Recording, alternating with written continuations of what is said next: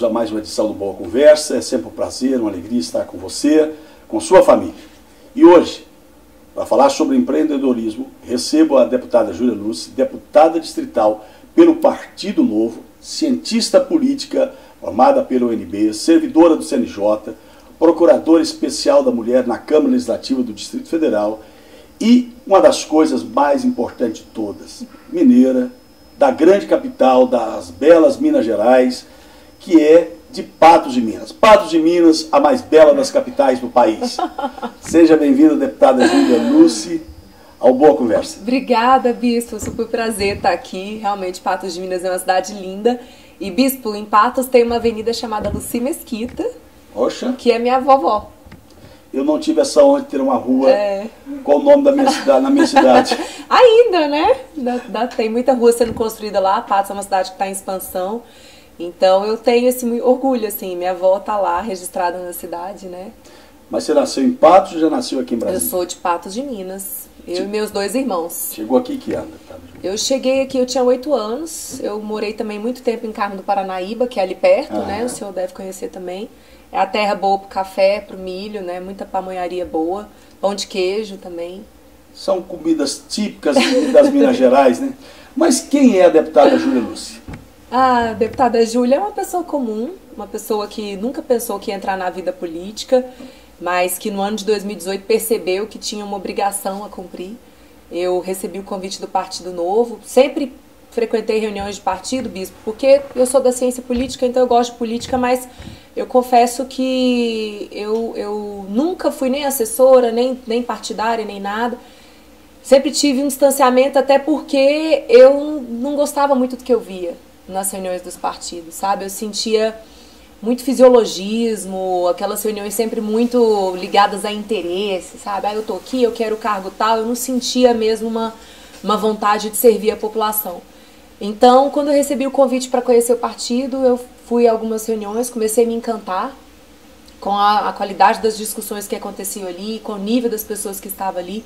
E aí veio o convite, né? E quando eu recebi o convite, Bispo, eu disse não. Eu disse não porque, o senhor sabe, é muito difícil campanha. Eu já tinha tido uma experiência como voluntária, mas eu fiquei um mês sem dormir, um mês com muita cobrança interna e nos meus diálogos com Deus também, né? Eu senti que eu tinha que seguir essa caminhada, até mesmo porque eu sempre quis muitas mulheres. Quero ver mais mulher na política, sabe, Bispo? Por quê? Qual o diferencial das mulheres na vida e na política? A mulher não é melhor que o homem, mas também não é inferior.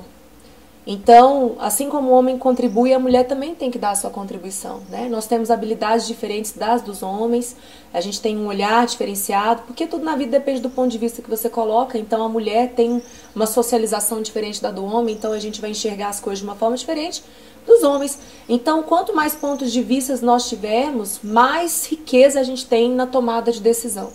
As empresas que têm mulheres nas lideranças, por exemplo, elas são empresas que lucram mais. Isso já tem muito estudo, muita pesquisa que mostra isso. O que você acha? Qual a razão disso, deputada Júlia? Bispo, a mulher, ela vai ter vivências diferenciadas, né?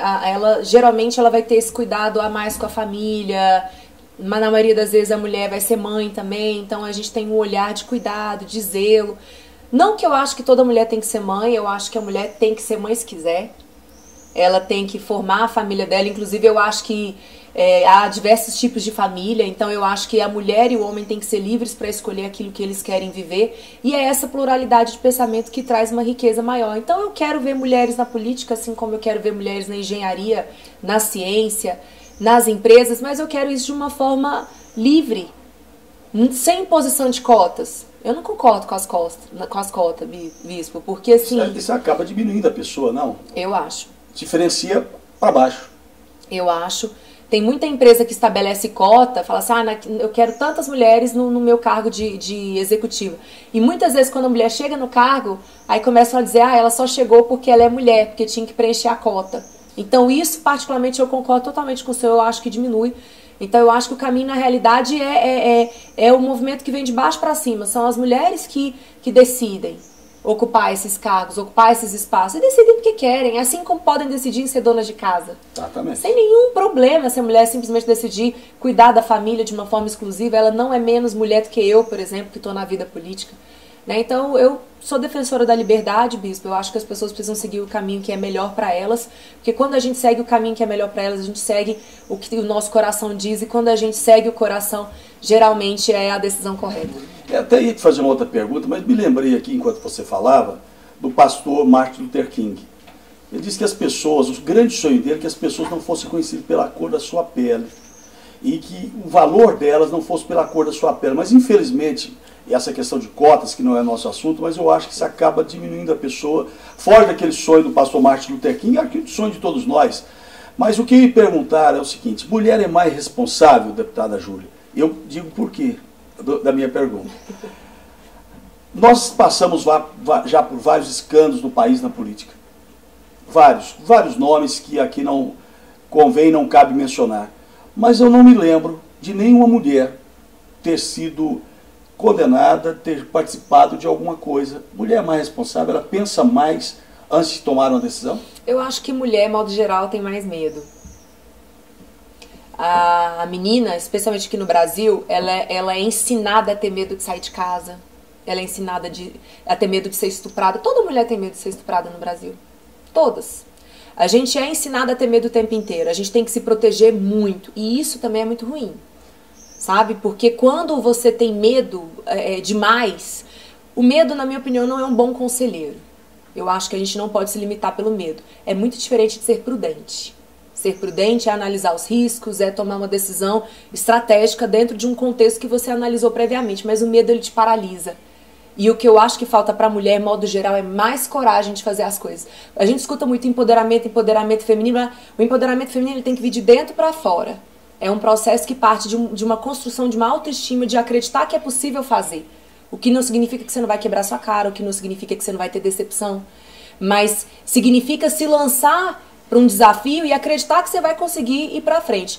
Então a mulher, eu acho que ela é ensinada a ter mais medo, mas por causa disso ou não, o fato é que já existem também alguns estudos, bispo, na ciência política que mostram que os países que são liderados, que têm mais mulheres nos cargos de liderança, eles têm menos corrupção.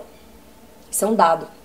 Né? Quando a gente analisa agora a gestão da pandemia do Covid, os países que estão se saindo melhor são países que são liderados por mulheres e que conseguem conciliar a questão da saúde com a preservação da economia. Então eu acho que a mulher tem tendência a ter uma análise mais holística da situação. Mas eu repito, as mulheres não são superiores aos homens. Eu não gosto do discurso feminista, que diz que a mulher é melhor que o homem, que a mulher tem que estar... Tem muita mulher feminista que vira e fala: eu não quero nem conversar com o homem. Eu acho isso de uma tamanha ignorância, porque na realidade o que a gente tem que buscar é exatamente a escuta de todas as pessoas. A gente está numa democracia, a gente não está numa ditadura, então ninguém é melhor do que ninguém. Todo cidadão tem o mesmo peso. Um cidadão humilde que está ali na rua pedindo esmola, ele tem o mesmo peso que um CEO de uma grande empresa. A gente que foi candidato sabe, né? Todo voto tem o mesmo peso, todo cidadão tem o mesmo peso. Então, eu acho que a mulher, ela tem essa prudência que pode ser maior, que se relaciona muito com a preservação da família. Esse papel de cuidar da família ainda é preponderantemente feminino.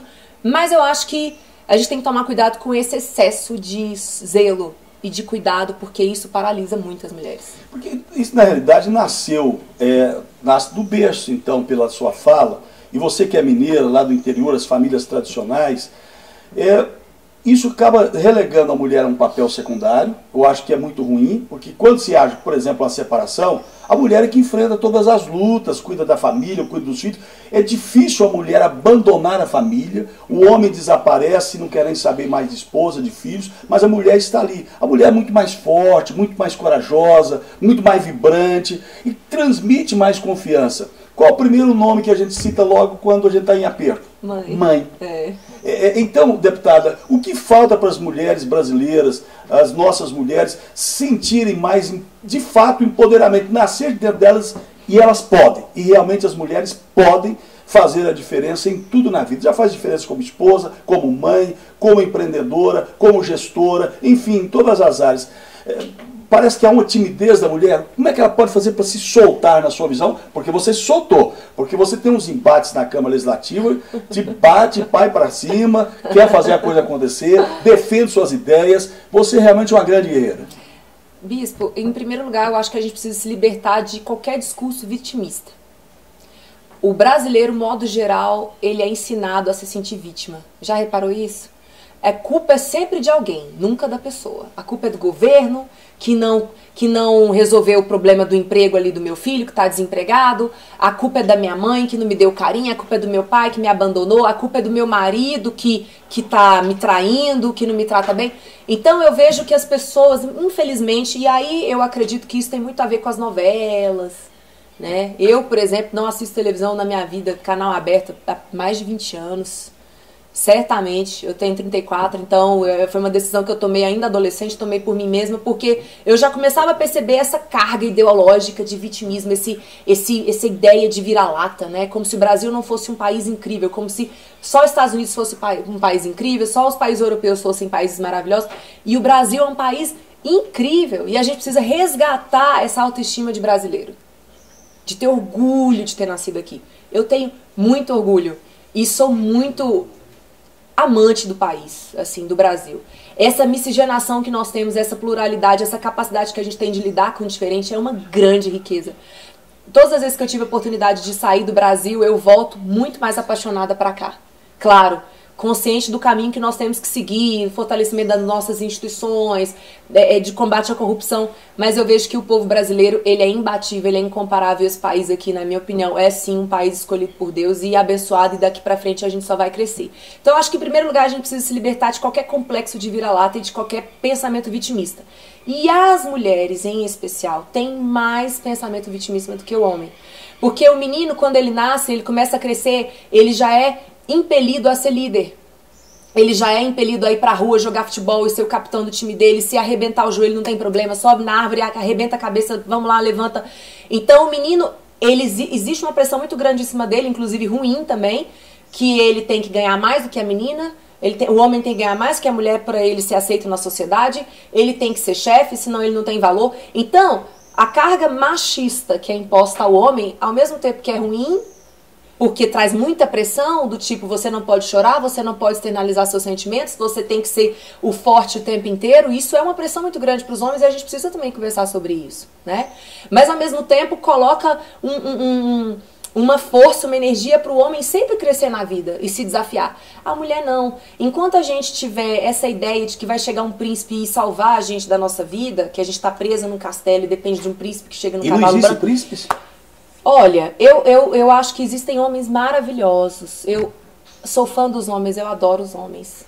Adoro o homem. Mas a questão é a seguinte, nós não podemos depender do homem pra gente ser liberta. Essa liberdade tem que vir de nós. Esse empoderamento, mais uma vez, ele vem de dentro pra fora. Não depende do outro. Eu vejo um discurso o tempo inteiro e vejo grupos feministas o tempo inteiro colocando a culpa nos homens o tempo inteiro. Gente, se eu não tivesse desafiado pra caramba, se eu não tivesse na rua o tempo inteiro e competindo mesmo, eu não teria ganhado a eleição, bispo. Quando eu decidi ser candidata, eu decidi que eu ia ser a melhor. Eu sabia que eu tinha concorrentes dentro do meu partido que já estavam em campanha há 2, 3 anos. Eu sabia que eu estava numa posição de desvantagem. Eu analisei isso e não fiquei me colocando, ai, nossa, eu não tenho coragem, eu não tenho condições, ai, eu vou perder. Como muitas candidatas que eu cruzei no meio do caminho, eu percebia isso. Eu sou candidata, mas eu não estou concorrendo de verdade. Sabe por quê, bispo? Porque é melhor você não se dedicar totalmente para você não lidar com o fracasso. A dor do fracasso é muito difícil de você lidar com ela. E as mulheres não são ensinadas na sua casa a lidarem com o fracasso, porque o fracasso vai ser enfrentado por todo mundo que tenta fazer alguma coisa. O fracasso é o caminho do sucesso. Deputada Júlia, nós íamos falar sobre empreendedorismo no primeiro bloco, mas a conversa foi tão boa falando sobre mulheres, e muito mais com mulher vibrante como a senhora, logicamente nos trouxe uma inspiração de continuar nessa conversa. Mas no próximo bloco, prometo que vamos falar sobre empreendedorismo. Voltamos já.